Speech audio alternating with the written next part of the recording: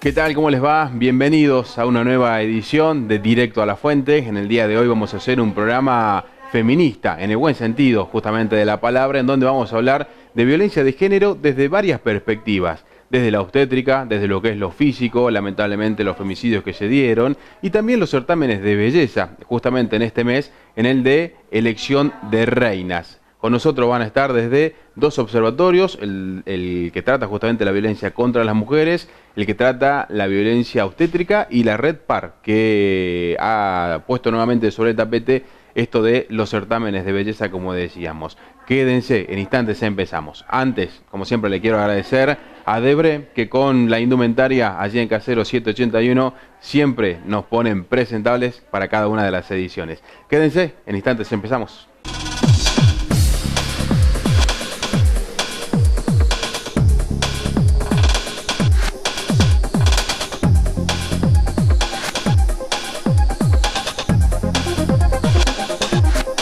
Bueno, como decíamos en la apertura, vamos a hablar hoy de temas que tienen que ver con la violencia de género y también con lo que esté relacionado con la estética, ¿no? Porque ya fueron en realidad todos los certámenes de belleza en esta época de la primavera, las elecciones de la reina, y también vamos a tocar este tema. Pero como parte de la violencia de género, la violencia contra las mujeres en particular, también está la obstétrica, y enseguida también vamos a desarrollar ese tema. Pero para dar inicio vamos a hablar con la presidenta del Observatorio de Violencia contra las Mujeres, Alfonsina Morales, quien está ya con nosotros, porque queremos desarrollar justamente esta temática con ella. Después de lo que fueron ya más de 20 programas, porque el primero lo grabamos con Alfonsina. Alfonsina, ¿cómo estás? Bienvenida. Bueno, muchas gracias. Buen día para todos y todas. Bueno, justamente, ¿no? En lo que respecta a violencia de género, lamentablemente no es un tema que se haya terminado, sino que creo, como lo veo yo, como lo ven muchos, como que se está profundizando, ¿no? ¿Qué está pasando? Siempre decíamos unos años atrás, 6 años atrás, que no es que había más violencia, sino de que como no se contabilizaba y no era tan visible, había más denuncias. Yo no sé hoy, a la fecha y con los números, si se puede seguir dando ese mismo discurso. Es verdad, sí que hay más denuncias porque se hace más visible, porque ya está puesto no solo en la agenda del Estado, digamos, sino en la agenda pública, el no tolerar la violencia. Entonces, sí hay muchas más denuncias, pero también es verdad que se han incrementado los modos, digo, ¿no? Los tipos de femicidio, los tipos de violencia, las agresiones sexuales. Yo creo que no solo hay que tener una mirada y un análisis de las cantidades, sino también las maneras, ¿no? Que, como decimos, este adoctrinamiento que tenemos las mujeres, que padecemos las mujeres, a través de la violencia, y es un tema a analizar, ¿no? Las maneras. Y desde comienzo de año, por ejemplo, nos basemos en lo que estamos viviendo en este 2017, también se puede llegar a hacer una comparación con el año pasado, ¿no?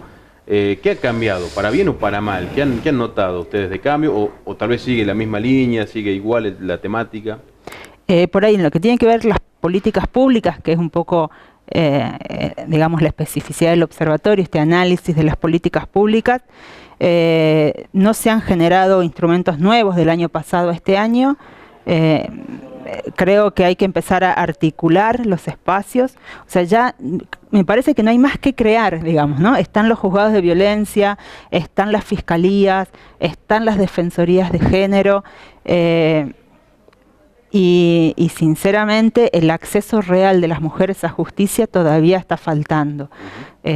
Son muy pocas las mujeres que saben que existen las defensorías de violencia de género, es decir, una abogada del Estado puesta para que te defienda y te acompañe en todo el proceso de denuncia. Muy pocas lo saben, Digamos, son espacios que están a la espera de, digamos, ¿no? Es la mujer la que tiene que activar ese servicio, entonces falta mucho para que haya un real acceso de todas las mujeres a eso, y más si hacemos una mirada hacia el interior, digamos, ¿no? Donde tenés una defensora para a veces 2 departamentos, una cosa que, digamos, no va a dar abasto, ¿no? No hay forma real de que esto se pueda llevar adelante. Entonces, por lo cual me parece que en principio lo que hay que tomar mucho hincapié es un trabajo más territorial.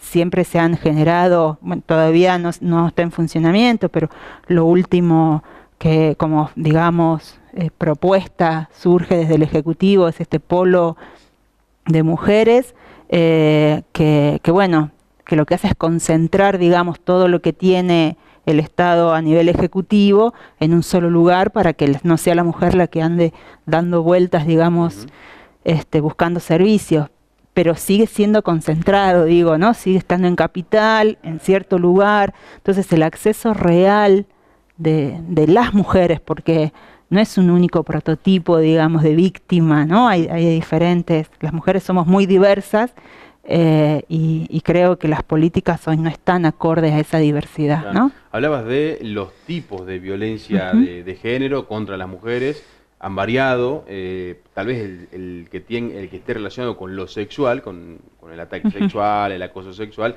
puede ser el más común, ¿o no? ¿O me equivoco tal vez en ese punto? Digamos, ese es uno de los más invisibilizados, porque las mujeres en general no denuncian, es algo que da mucha vergüenza, digamos, porque sigue estando esto de la culpa. Algo habré hecho yo para generarlo, o cuando vamos a hacer las denuncias, o cuando vamos al centro de salud, o cuando vamos a los espacios que nos tendrían que asesorar, tampoco están muy capacitados para llevarlo adelante. Hemos tenido casos donde, por ejemplo, las mujeres hoy no saben, en la mayoría, que existe un kit profiláctico al cual pueden acceder las víctimas que hayan sido de abuso sexual dentro de las 72 horas, ¿no? Para evitar todas las enfermedades y contagios que puedan provocar esa relación no consentida, obviamente.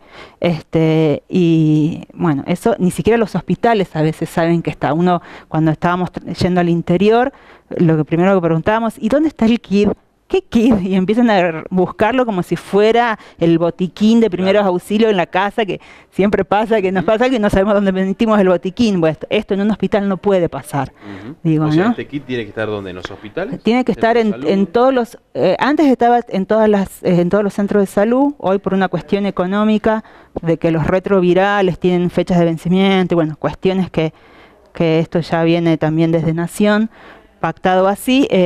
Está así en todas las guardias de los hospitales. Debe estar en todas las guardias de los hospitales, tanto de capital como del interior, un kit profiláctico que siempre está el prejuicio, ¿no? Que si uno va a pedir el kit es porque en realidad estás pidiendo un aborto, y no estamos hablando de eso. El kit es los retrovirales, es para evitar las enfermedades infectocontagiosas, y además también está la posibilidad de solicitar el aborto no punible para las mujeres víctimas de abuso,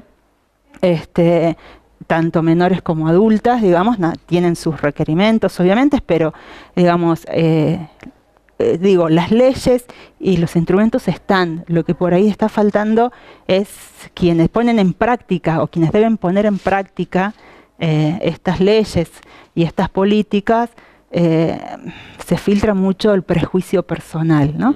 Y ahí es donde hay mucho para trabajar, y sobre todo también desde los medios, mucho para difundir y para trabajar. Y estos espacios, siempre uno habla y habla de estas cuestiones porque son temas que antes no se hablaba, y creo que hay que hablarlos con franqueza, ¿no? Claro. Decíamos que hay varios tipos de violencia de género, por ejemplo, contra las mujeres. ¿Cuáles otros son tal vez los más comunes, ¿no? Como a veces uno hace un ranking en el top 5. No, en realidad nosotros, por eso también, y lo llevo al ciclo de cine, que es un poco el motivo por el cual estamos aquí. Uno, cuando habla de violencia contra las mujeres, siempre lo asocia puntualmente a la violencia física, y además dentro de las modalidades a la doméstica, ¿no? En el marco de la pareja, de la familia, ¿no? Como el prototipo de la violencia contra las mujeres. Y la ley nacional nos da un amplio espectro de distintos tipos y modalidades que sufren las mujeres cotidianamente, y en el caso, bueno, puntualmente la violencia obstétrica, que es este tema a trabajar en este próximo encuentro de la película de este sábado. Después, una cuestión también muy invisibilizada es la violencia económica, que son violencias que hacen base, digo, ¿no? O sea, siempre lo más visible es el golpe, pero atrás de ese golpe hay un montón de otras violencias que a veces que ni siquiera se percatan como tales. Esto de que me den semanalmente un monto determinado y si no me alcanza es mi problema, ese control del dinero, y hasta a veces un control de dinero por más que sea mi sueldo. Y eso se lo toma como natural porque es el varón el que debe manejar las finanzas, porque es el que más entiende, porque ella se va a ir de shopping y se lo va a gastar todo. Estos prejuicios que tienen de base una desigualdad, que es el caldo de cultivo, ¿no?, de la violencia. Entonces hay que seguir trabajando para que la víctima identifique justamente que está siendo víctima de algo, ¿no? Porque para si que no, la sociedad identifique los distintos tipos, porque digamos... la violencia contra las mujeres la sufren las mujeres, pero el problema es de todos, digamos, ¿no? Claro. Y si no cambiamos todos, obviamente que van a seguir habiendo víctimas. Entonces, por eso también decíamos, bueno, ¿cómo hacer para ir sumando a esta sociedad? Porque siempre que hablamos de talleres, de violencia, van las mujeres, van las que sufren, digamos, ¿no?, la situación, y no quienes podrían modificar mucho. Por eso decimos, bueno, empezar a través del arte, de los medios, la cultura, tiene mucho para generar recursos de replantearse, ¿no?, y de sumar a los varones en este replanteo que son quienes deben empezar a repensar, ¿no?, su forma de irse construyendo como varones, de qué masculinidad hablamos cuando educamos a nuestros hijos.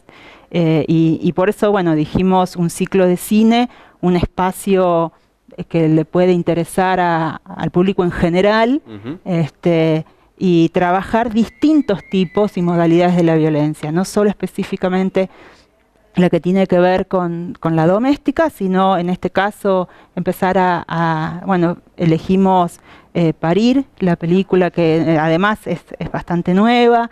Nosotras ya habíamos tenido un trabajo y un convenio con el Observatorio de Violencia Obstétrica de las Casildas, a través de unas encuestas que se hicieron el año pasado sobre violencia obstétrica.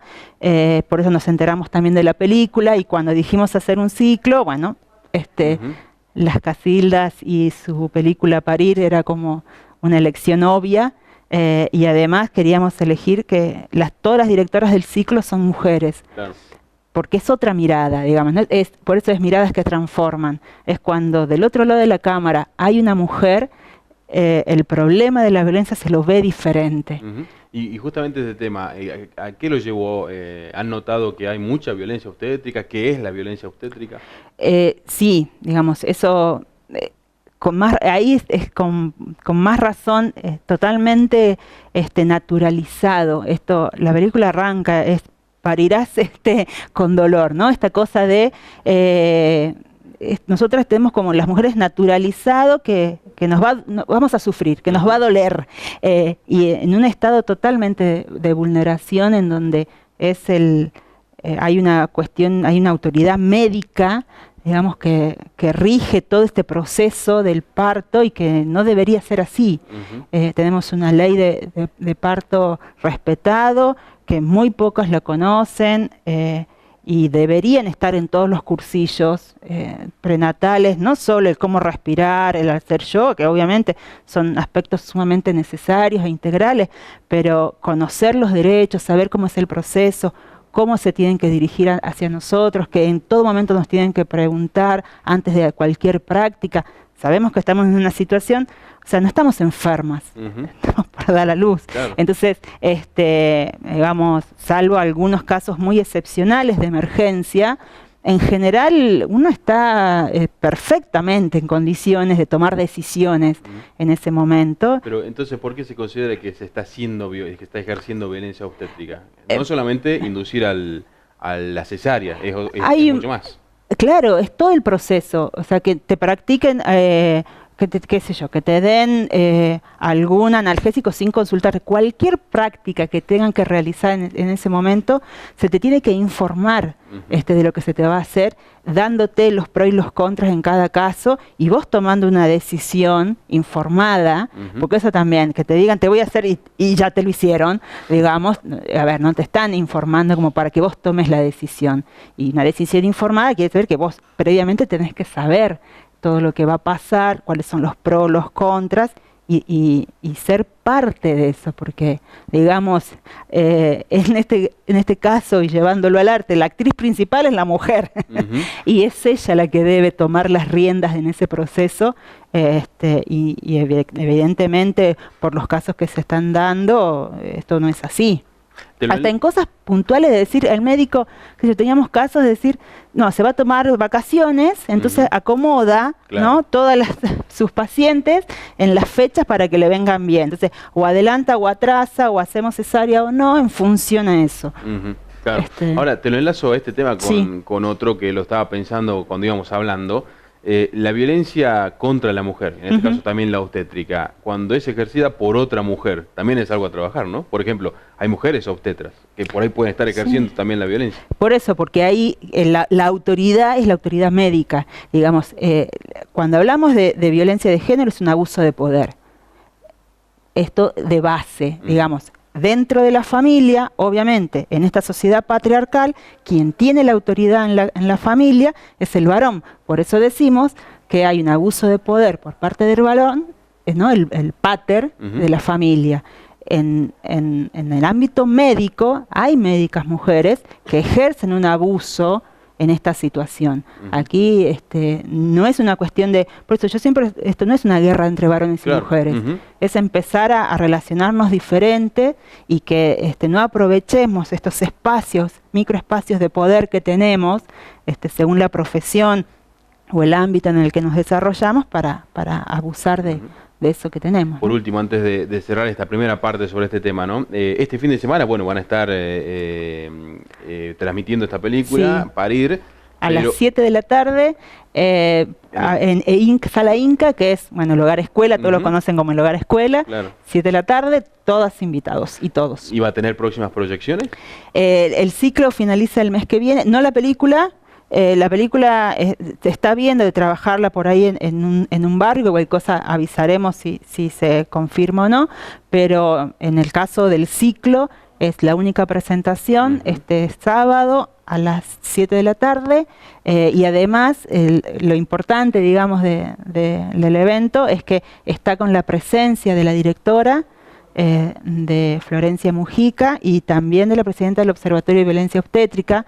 Se va a plantear un debate al finalizar la película, así que por ahí si hay muchas o que están en proceso o que han tenido una situación complicada y que no saben si eso es normal o no, estaría muy bueno que se sumen y se saquen todas las dudas. Bueno, hecha la invitación. Alfonsina, muchas gracias nuevamente por haber respondido a la invitación. No, muchas gracias a ustedes y por difundir, y bueno, esta tarde a las 7 de la tarde los esperamos. Muchas gracias. Nosotros vamos a la pausa y ya volvemos, porque desde el Observatorio de Violencia Obstétrica vamos a profundizar justamente esa temática. Quédense.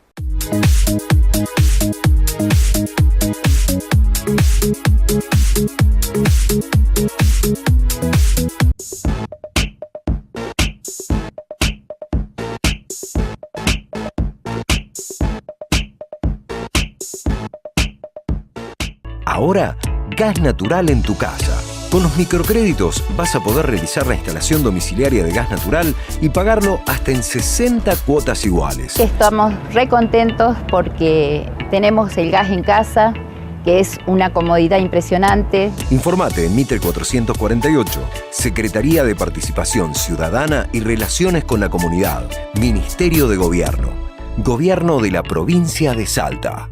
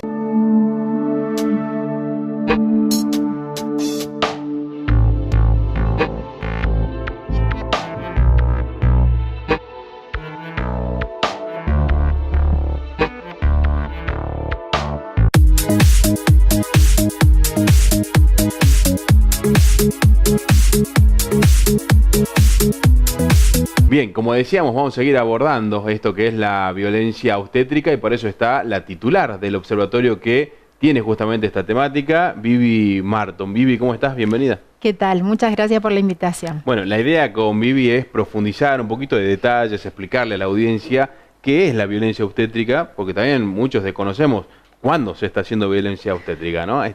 Bueno, primero, en primer lugar, ¿por qué se abocaron a este tema? ¿Qué han notado para tener que tratar lo que es la violencia obstétrica?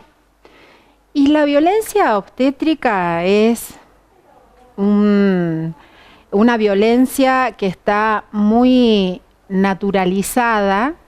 ¿Qué quiere decir naturalizada? Aceptada por las mujeres y por lo tanto invisibilizada, ¿sí? Porque la aceptamos justamente como una práctica habitual. ¿Por qué digo práctica? Porque las mujeres, cuando compartimos los relatos de nuestros partos, son relatos que están atravesados de eventos médicos. Es decir, es la prueba de que aceptamos eso como que es lo que tiene que suceder. ¿Por qué? Porque desde hace muchos años, desde hace aproximadamente 50, 60 años, 60 años diría, desde que se institucionalizó el embarazo, el parto, antes los partos se asistían en la casa,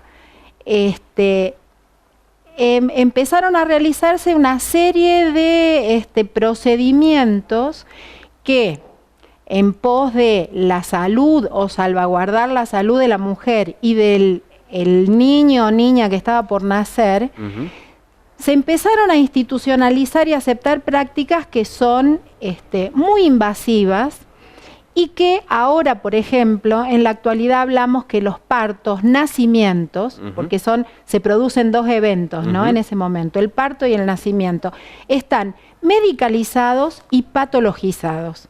Es decir, se acepta que, o se trata el proceso de embarazo, parto, puerperio como una enfermedad.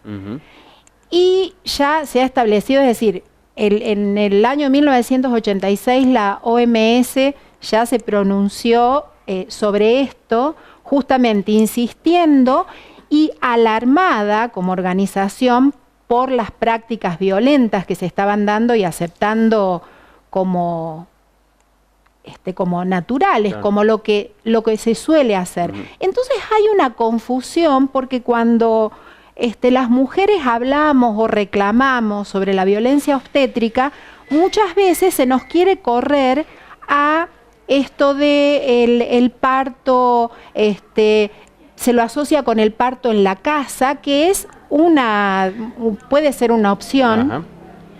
E inclusive con actitudes irresponsables por parte de la mujer o las parejas, las familias. Es decir, bueno, con un discurso antimédico, cuando no es así. En realidad se puede, y lo que pretendemos las mujeres es que, más allá del lugar donde vayamos a parir, se nos respete. Claro. Es decir, está probado que en instituciones públicas, como por ejemplo la Maternidad Estela de Carlotto, que funciona en Moreno, en la provincia de Buenos Aires, da una asistencia de excelencia y es respetuosa. Es decir, he sentido que muchas mujeres dicen, no parece un hospital, por ejemplo. Ahora, o sea, es posible. El parto natural sería que cuando llega el momento de las contracciones y la dilatación y se va a producir el alumbramiento, bueno, que llegue al hospital o depende de dónde sea también el evento, y naturalmente que nazca el bebé. Eso sería un parto natural. Claro, y que se respete, por ejemplo. Que se respete, ¿qué sería? El parto tenemos que partir de la base que es un proceso fisiológico. Por supuesto que un proceso fisiológico que está atravesado por un montón de situaciones, porque no somos mamíferas, no somos las mujeres una perrita o una gatita que no tiene cultura. Entonces, quedarnos en esa definición solo de somos mamíferas, sí, somos mamíferas, pero estamos atravesadas por una cultura, por nuestra historia personal, por nuestras emociones, por las relaciones afectivas. Entonces, todo eso va a confluir en el momento del parto y va a tener alguna incidencia. Pero no es, te repito, no es una enfermedad, no tiene que ser tratado como una enfermedad el parto, y es un proceso fisiológico. ¿Qué quiero decir con esto? Que tiene un desarrollo, es un proceso que comienza, que tiene un nudo y un final, un desencadenamiento, que va increciendo, es decir, el parto es rítmico y va haciéndose cada vez más intenso, porque fisiológicamente eso debe suceder. Las contracciones cada vez son más fuertes porque tienen que procurar, el útero se contrae para que el bebé sea expulsado, porque por ejemplo, ya está... Cuando estamos dentro de un marco de un parto natural, ¿no? Sí. Cuando el médico necesita del forceps o bien hacer una pequeña incisión para abrir el canal, ¿no? Y que pueda nacer el bebé. Ahí, ¿cómo se leería? Si hay violencia o no hay violencia, si corresponde o no corresponde. Claro, y está muy bueno que me hagas esta pregunta, porque en realidad las intervenciones tienen que ser justificadas. Por eso te decía que no es un discurso que es antimédico, sino las intervenciones médicas se tienen que dar justificadamente, no porque sí.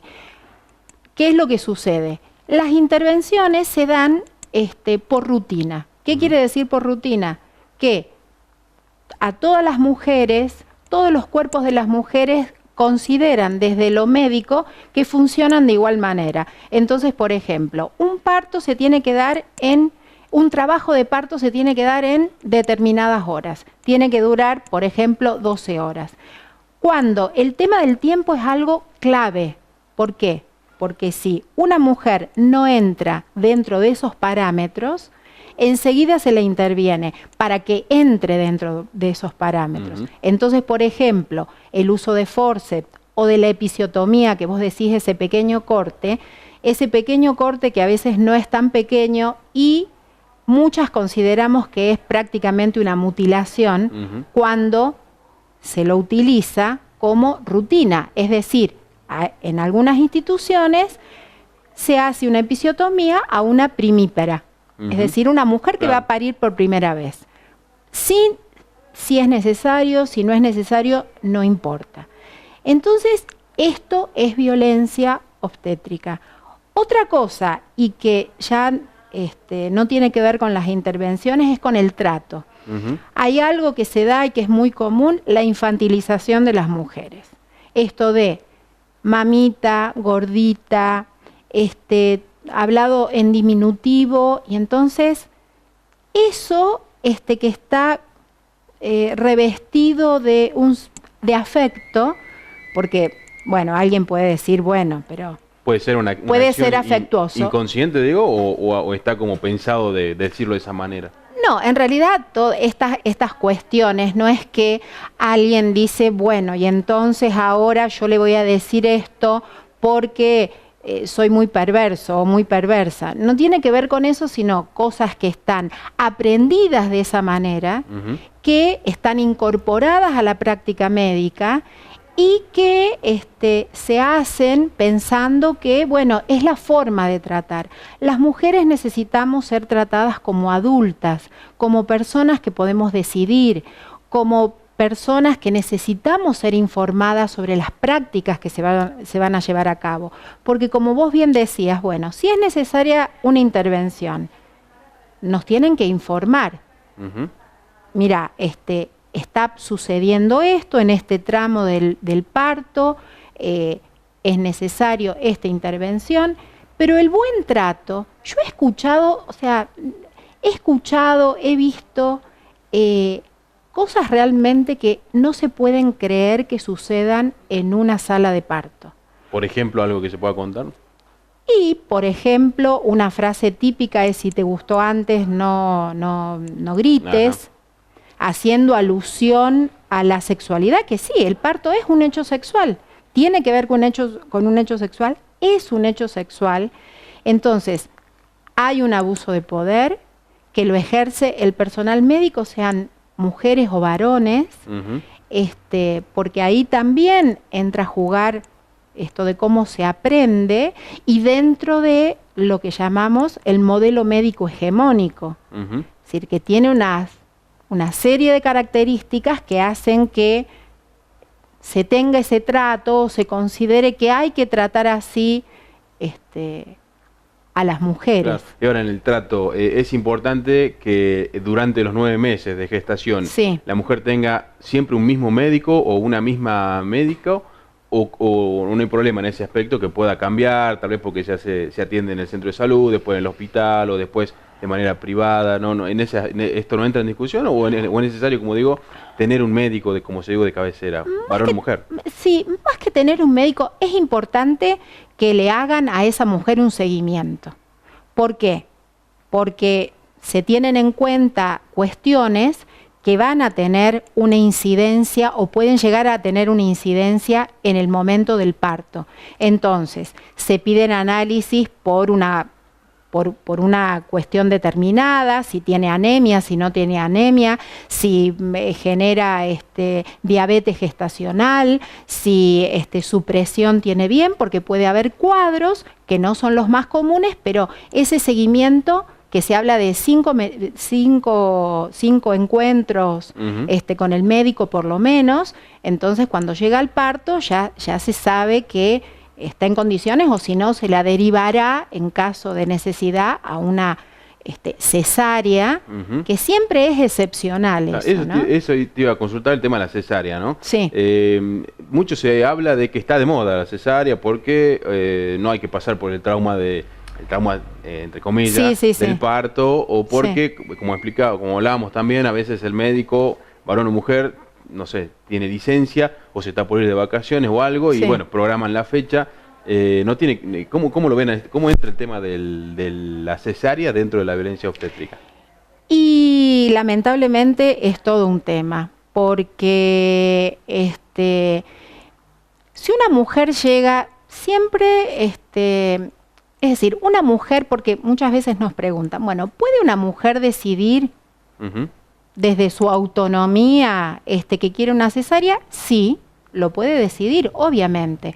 Ahora, llega una mujer que por X razones y sin tener mucha información, dice, mira, yo tengo mucho miedo, tengo miedo a sufrir, entonces puede relatar casos de mujeres cercanas y qué sé yo.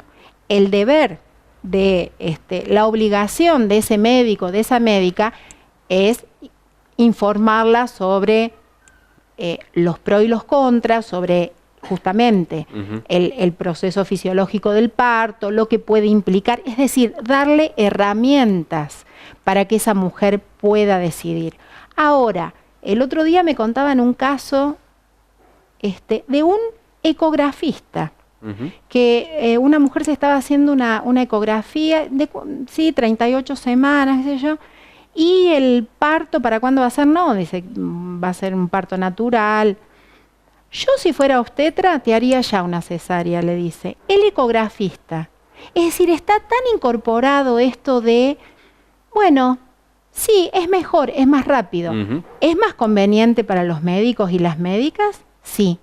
Es más conveniente porque un trabajo de parto es imprevisible, no se sabe si es respetuoso, no se sabe cuántas horas va a durar, cuándo se va a producir, hay una fecha probable de parto, pero eso varía. Entonces, en cambio, una cesárea programada es muy diferente. Entonces, esas cosas, de eso tenemos que hablar, eso lo tenemos que denunciar, no lo tenemos que callar.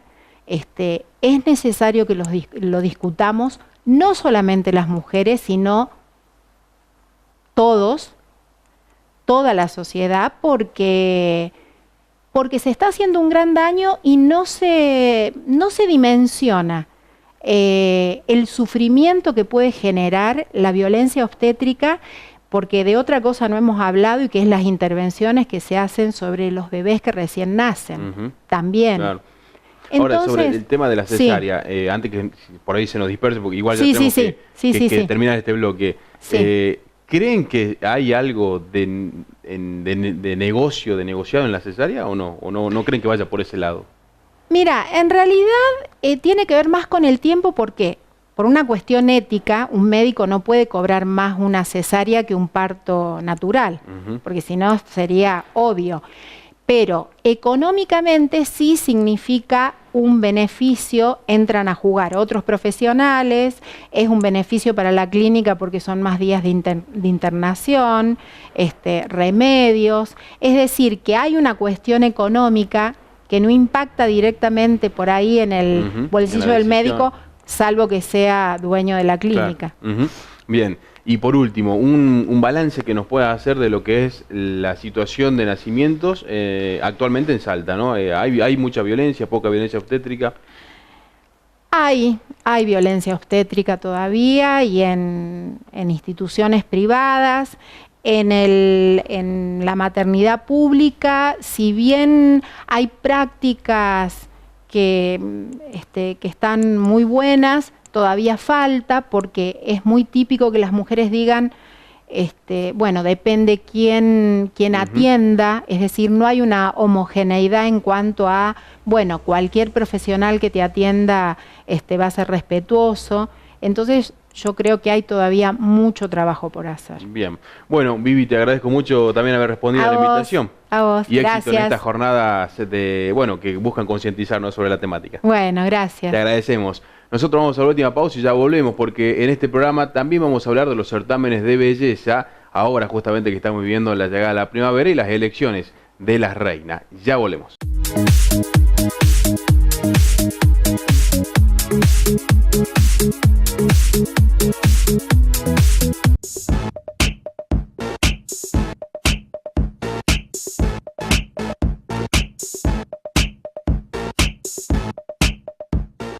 Ahora, gas natural en tu casa. Con los microcréditos vas a poder realizar la instalación domiciliaria de gas natural y pagarlo hasta en 60 cuotas iguales. Estamos re contentos porque tenemos el gas en casa, que es una comodidad impresionante. Informate en Mitre 448, Secretaría de Participación Ciudadana y Relaciones con la Comunidad, Ministerio de Gobierno, Gobierno de la Provincia de Salta.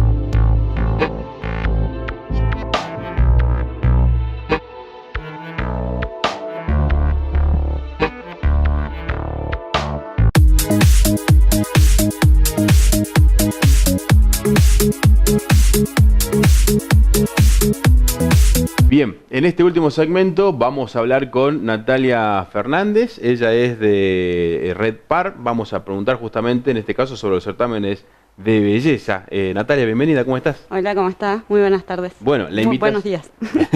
Bueno, la idea fue abordar esta temática, ¿no? Porque la están poniendo nuevamente sobre el tapete, que tiene que ver con los certámenes de belleza.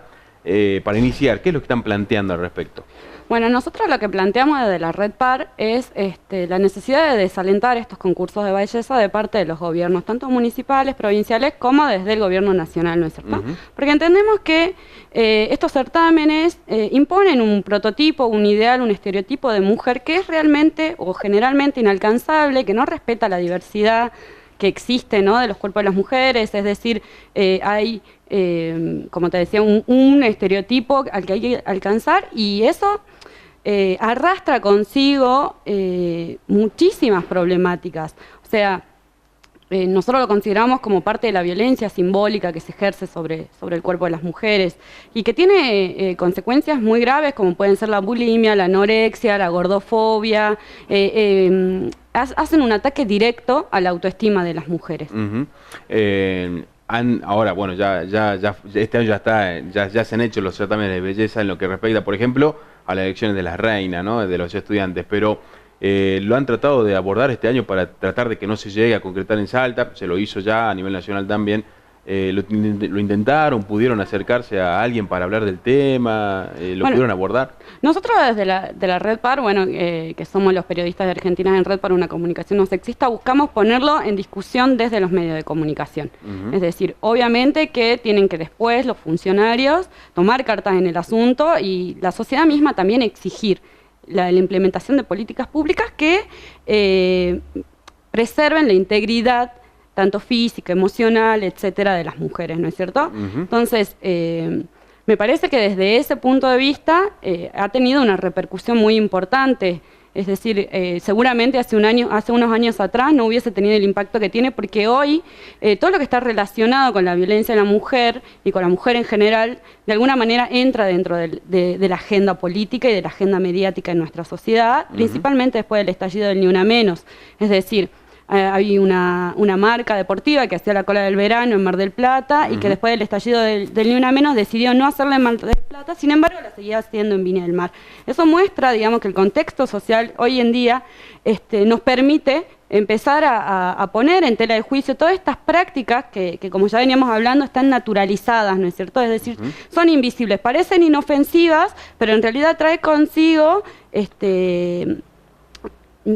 no sé, repercusiones nefastas. Claro, y además el tema de la belleza es muy subjetivo, ¿no? Porque para el gusto de cada uno, bueno, algo será bello o no, pero lo que ustedes plantean es que acá la belleza es esta, ¿no? Este es el prototipo de belleza, eso es lo que están particularmente planteando. Claro, y si nosotros vemos lo que fue la repercusión después de la elección de la reina, ¿no? De la provincia de Salta, en los comentarios de las noticias y demás, que decían que la participante que era más blanca, que tenía ojos claros, cabello castaño, era más linda que la ganadora, y se desató toda una serie de violencia. Y son adolescentes, es decir, estamos hablando de una violencia que se desata con una furia contra adolescentes que están en una etapa, en un proceso de formación de la identidad, de la autoestima, que ya de por sí están siendo mostradas al mundo como que lo importante es la belleza. Además de eso, se cuestiona a la ganadora. Y se imponen estereotipos de belleza completamente racistas, es decir, no suelen llegar aquellas que tienen, por ejemplo, características fenotípicas relacionadas con los pueblos originarios o con algunas otras regiones, ¿no? Con el peso. No, con el peso ni hablar, es decir, si alguna de esas participantes pesaba más de 50 kilos, me gustaría saber cuál. Claro. Realmente. Y las chicas que participan, ¿no? En este caso las estudiantes, o en otros concursos que ya son chicas mayores de edad, ¿qué pasa? ¿Por qué participan? Bueno, son cuestiones que están naturalizadas, es decir, por ejemplo, el 5 de septiembre es el Día Internacional de la Mujer Indígena, en homenaje a Bartolina Sisa, que fue una generala del ejército aymara. ¿Cuántas personas conocen a Bartolina Sisa? Por ejemplo, Manuela la Tucumana, la recupera Mercedes Sosa, una combatiente también.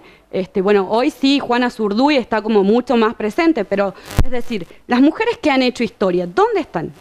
¿Aprendemos en la escuela que las mujeres hemos sido parte de todas las revueltas sociales? ¿O solamente están personificados los hombres? Entonces, ¿qué camino les dejamos a las mujeres? A las mujeres les decimos que tienen que ser lindas, que tienen que ser elegantes. Es decir, hoy, si nosotros nos ponemos a pensar, la primera dama del país, una mujer que en los medios nacionales es recuperada como una mujer hermosa, elegante y demás, y tiene acusaciones por talleres clandestinos. Entonces, se prima la belleza por sobre cualquier otro tipo de característica que tenga. Y es lo mismo que pasa en estos certámenes. Si bien dicen que hoy en día se exigen que las mujeres hagan trabajo social, etcétera, eso nunca está en juego a la hora de elegir. Es decir, lo importante es que ellas hagan 3 pasadas con distintas prendas, que luzcan la belleza, la elegancia y demás, y en función de eso se hace el certamen. Y lo lamentable es que si bien estos concursos se alientan desde el gobierno provincial en una edad tan compleja como es la adolescencia, sabemos que desde el espacio privado estos certámenes pueden iniciar desde la misma infancia. Es decir, nosotros desde pequeñas, en lugar de enseñarle a nuestras hijas a formarse intelectualmente, a ser buenas personas, a comprometerse con la realidad social en la que viven, lo que le enseñamos es que tienen que ser lindas y que tienen que ser elegantes y sin importar lo que pase, siempre tienen que estar en la vida con una sonrisa, ¿no es cierto? Cuando la realidad es mucho más compleja que eso para las mujeres. Y a nivel mundial, ¿cómo lo ven a esta temática, ¿no? Con los concursos justamente de Miss Universo, por ejemplo, la elección de la reina, como decíamos, de los estudiantes, el famoso también concurso de Miss Boom Boom, por ejemplo, en Brasil también. Mundialmente, digo, ¿cómo lo están viendo el tema este? Bueno, mundialmente en realidad, en general, el movimiento feminista y el movimiento de mujeres pone constantemente esto en tela de juicio. Es decir, y en esos mega eventos inclusive llega a haber hasta manifestaciones, o sea, el tema es poder ponerlo en la agenda social, es decir, se busca desde los distintos espacios instalarlo. Claramente, además que los estereotipos de belleza cambian, no es lo mismo una mujer bella hoy que una mujer bella de los 50, por ejemplo, ¿no? Antes les decían a las mujeres que pesaban 50 kilos que eran raquíticas, tuberculosas, o sea, como que todo se busca que la mujer responda a un determinado canon, y eso pasa en todo el mundo. Y en todo el mundo, cuando se ejerce violencia, también se gestan grupos de resistencia y de visibilización de esa violencia. Entonces, esta es una lucha que tiene mucho tiempo. De hecho, hemos conseguido, y hablo en plural como sintiéndome parte del movimiento de mujeres, que en más de 20 municipios del país se desalienten estos concursos, se radiquen o se modifiquen. Entonces, obviamente que hay mucho por trabajar, pero aún así entendemos que vamos generando grandes pasos, grandes avances en este sentido. ¿El objetivo es que no se realicen o que se los realicen de otra manera? En realidad el objetivo es que no se realicen, es decir, nosotros, pero eso ya es mucho más complejo, porque tiene que ver con la formación que hacemos nosotros como sociedad con las mujeres. Como te decía, las mujeres quedan excluidas de los libros de historia, de lo que es la ciencia, como si las mujeres nunca hubiésemos existido en nada, cuando en realidad las mujeres siempre hemos sido parte. Y hemos sido parte en todos los ámbitos, aunque parezca que no. Por ejemplo, la primera persona en programar fue una mujer, fue Ada Lovelace, y sin embargo pasó a la historia de los programadores y parece que la computación y la tecnología y todo eso es un mundo de hombres, ¿no es cierto? Entonces nosotros, si pensamos en generar esos espacios que les generamos a los varones desde que son chiquitos, que a los varones el juego de ciencia, los juegos de ingenio, los deportes, etcétera, si nosotros hacemos eso mismo con las mujeres, seguramente vamos a ir disminuyendo la brecha que existe entre mujeres y varones. Claro. Y en general, ¿qué aprecian ustedes de la opinión pública cuando ponen el tema del tapete? ¿Qué reciben? Y hay de todo en realidad. Obviamente que como son prácticas naturalizadas, invisibilizadas, que se consideran inofensivas, hay como mucha resistencia, especialmente en una sociedad como la de Salta.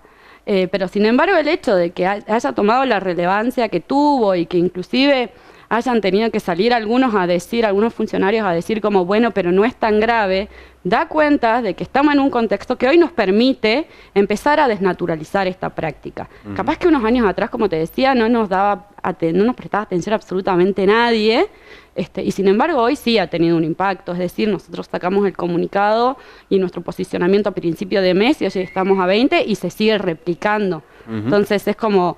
Pero y en lo que fueron los certámenes de la elección de la reina de la provincia, por ejemplo, y con las instancias anteriores también, ¿hubo algún tipo de impacto o como que el enunciado que hacían ustedes tal vez no llegó a causar algo en esos concursos? Y a lo mejor en este momento no, porque aparte también fue como muy sobre la hora y demás, tampoco se habló demasiado con los funcionarios.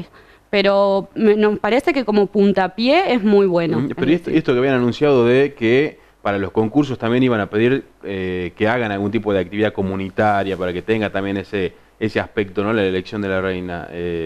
¿Cómo lo vieron? ¿Cómo lo vivieron? En general son modificaciones que se van dando producto de la visibilización de la problemática. Es decir, nosotros tenemos, porque la problemática real de la que nosotros hablamos es, tenemos que dejar de exigirle a las mujeres que sean bellas. O sea, porque, como dice una feminista, no está mal ser bella, el problema es tener la obligación que serlo. Entonces, si la sociedad lo impone todo el tiempo, tenemos un problema. Entonces, desde ahí es que desde esa modificación y de empezar a tomar conciencia, porque a veces Pero también es una cuestión un poco de lógica, decir, che, es verdad, las mujeres pueden hacer muchas más cosas que solamente caminar por una pasarela. Entonces se empiezan o a modificar los certámenes también en función de que la conciencia en la sociedad en general se va transformando. Y lo que es el mundo del modelaje, por este planteo que están haciendo, ¿tuvieron alguna repercusión, algo? ¿Todavía no hubo un acercamiento? ¿Tuvieron alguna crítica de ese sector? No sé. No, o por lo menos no nos llegó a nosotros. Tampoco la idea es terminar con el modelaje, me imagino. Si es que hay gente porque por lo general hay muchas mujeres que se quieren dedicar, ¿no? Al modelaje, a las pasarelas, a esto, ¿no? De promocionar artículos. Y esto que también tiene mucho que ver, de promocionarse ellas, ¿no? Sí, en realidad tiene que ver con la exposición y la estereotipación de los cuerpos. Es decir, si nosotros logramos un mundo de la moda donde quienes... Porque hasta la ropa inclusive se hace en talles hiper pequeños porque tiene que responder al estereotipo de mujer, entonces es lógico que los modelos que tengan que lucirlo sean mujeres delgadas, altas y como sabemos, ¿no es cierto?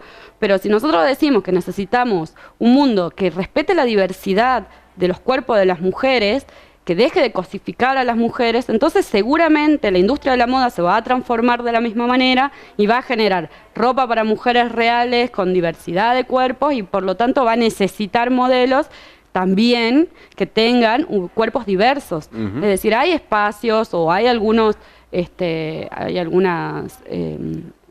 empresas que ya hacen, por ejemplo, algunos líneas de moda para personas con mayor peso, para personas con cuerpos con discapacidad, o sea, hay transformaciones que se van logrando. Obviamente es muy lento. Claro. Por ahí escuché alguna vez comentarios que decían que los certámenes por ahí de belleza o lo que esté relacionado fomenta cuerpos, bueno, un poco fomenta cuerpos estéticos, delgados, en forma, como se dice, y algunos lo veían como positivo, porque decían, bueno, se está... tal vez no tanto al extremo, pero se está promoviendo algo saludable, ¿no? Estar en forma, no tener sobrepeso y demás. ¿Le ven por ahí una beta positiva a esto? Es que en realidad ese discurso pasa por la necesidad de crear cuerpos delgados y se medicaliza los cuerpos. Entonces, por ejemplo, hay personas que son consideradas gordas para la sociedad, pero que sin embargo hacen deportes, no fuman, no consumen alcohol, tienen un cuerpo sano. Pero el contexto es un poco más robusto, tal vez. Claro, entonces... después sí está el sedentarismo. Y después están personas que son delgadas, que consumen alcohol, que fuman, que no hacen ningún tipo de deportes. Entonces, medir la salud de una persona por si su cuerpo es delgado o no es delgado... Y en realidad no se está midiendo la salud. Claro. O sea, lo que se está buscando es estereotipar los cuerpos. O sea, una persona va a estar saludable en función de la actividad y de cómo se cuide, ¿no? Del peso que tenga. Porque si bien hay enfermedades que se asocian con el sobrepeso, es eso, se asocian. No quiere decir que una persona obesa sea diabética o que vaya a sufrir un infarto. O sea, no está 100% relacionado. Claro, no. Bueno, antes de terminar, porque ya se nos termina el programa, acercamiento con el gobierno, con tanto provincial, municipal, con concejales, con diputados para tratar la temática, ¿tuvieron? ¿Hubo? ¿Hay interés? No, en realidad hasta ahora no tuvimos ningún tipo de acercamiento y el tema de la violencia de género es bastante complejo. Que los funcionarios se acerquen a hablar y discutan, ¿cierto? Es decir, si tenemos un gobernador que sale en un programa nacional a decir que la política no tiene que ser un té de chicas, eso es violencia simbólica contra las mujeres. Entonces, sentarnos a hablar con una figura que ya de por sí ejerce violencia simbólica sobre certámenes de belleza es más difícil. Ojalá que el gobernador tome la responsabilidad de pedir las disculpas que correspondan y además sentarse y generar políticas públicas para salvaguardar la integridad física y emocional de las mujeres. Claro. Bueno, Natalia, te agradezco también haber respondido a la invitación. No, muchísimas gracias a ustedes. Queremos atentos, por supuesto, a ver las repercusiones y cómo van ustedes trabajándolo también desde la Red PAR, ¿no? Recordemos. Sí, muchísimas gracias. Le agradecemos a Natalia también, por supuesto, en este programa que hemos decidido tocar justamente la violencia de género desde varios aspectos. Les agradezco y como siempre, el próximo sábado a las 10 de la mañana nos volvemos a reencontrar.